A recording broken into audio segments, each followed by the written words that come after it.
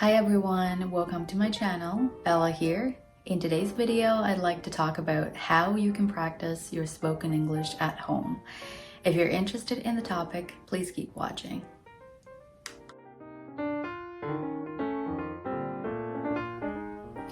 I want to point out first that I'm not trying to downplay the importance of practicing your conversation skills with a native speaker. I thought of today's content because when I look back to my previous years of learning English, I did not have the easy access to native speakers. I didn't even have a study partner to practice English with at university as an English major. Most of the work that I did was done on my own and with myself. If you are in a similar situation or you simply prefer to practice on your own, then you might find some useful tips and ideas from this video.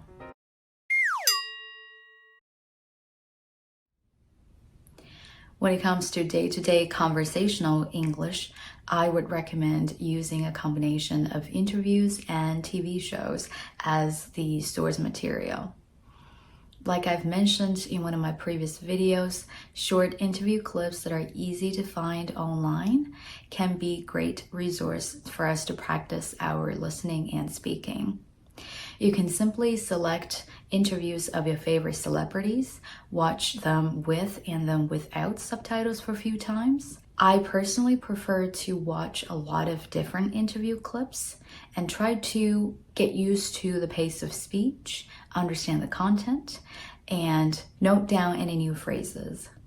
I don't necessarily think that interviews are the greatest resource for us to spend too much time imitating and digesting, because conversations in most interviews are spontaneous, which doesn't necessarily reflect the optimal usage of conversational language.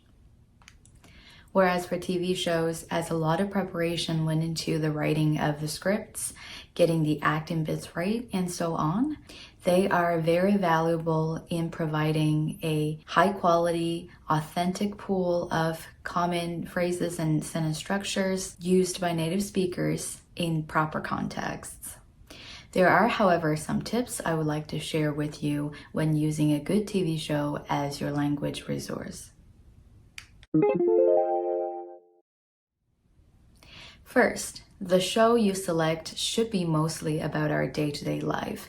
That way, most of the conversations that happen in the show are relevant to our daily life and thus more useful to our practice. Therefore, I prefer to use sitcoms like Friends or family comedies like Modern Family.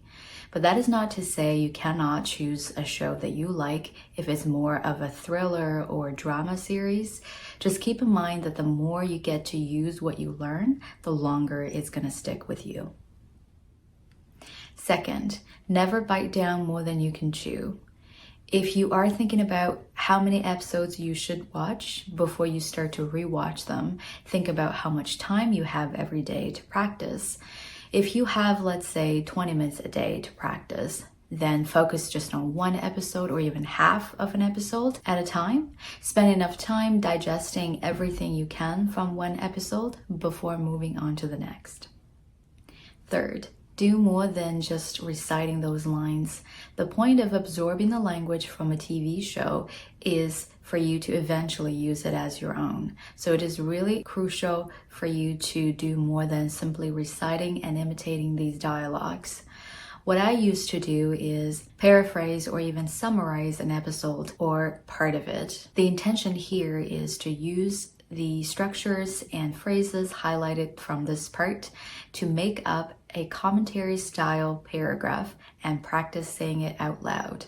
Maybe even record it if you want to go back to it at some point and listen to it again.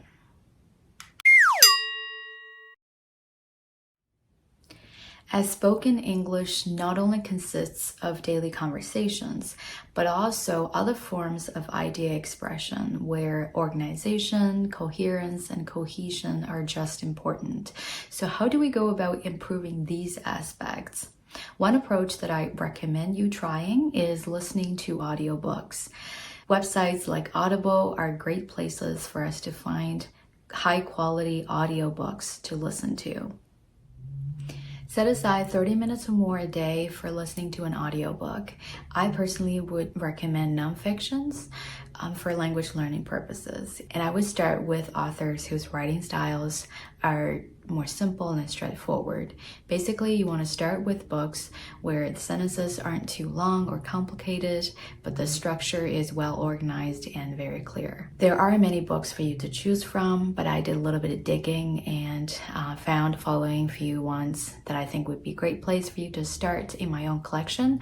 You really don't have to start with these specific books. They are just here because I happen to have them, and they are great examples of those well-structured nonfictions that are easy to start with. A lot of these nonfictions are also read by the authors themselves, which I find makes the audio even better.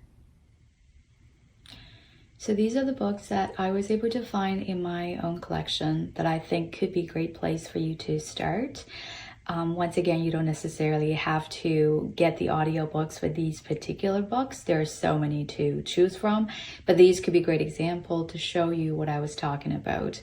Basically, we want a book, most of the text in which you will have not much of a problem to understand. There's one author in here to the very right, Ryan Holiday. He does a really great job of making his content very concise, very easy to understand, very accessible to English learners of all levels. And I believe he actually reads his own audiobooks, which is even better. So these would be a great place for you to start. And if you want the information for these books, I will attach them in the description box down below. And if you are having issues with kind of trying to pick out like which book you should start with, if you have some ideas, feel free to send them to me. I can for sure take a quick look at the book itself, just kind of give you an idea of whether that's going to be too much or not.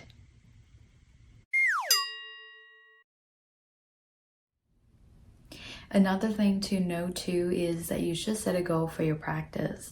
For example, for every 3 to 5 minutes of listening, you can pause the audio and summarize the text you just finished listening to with the language that you learned from the audio. Once again, speaking and listening do go hand in hand when you are practicing.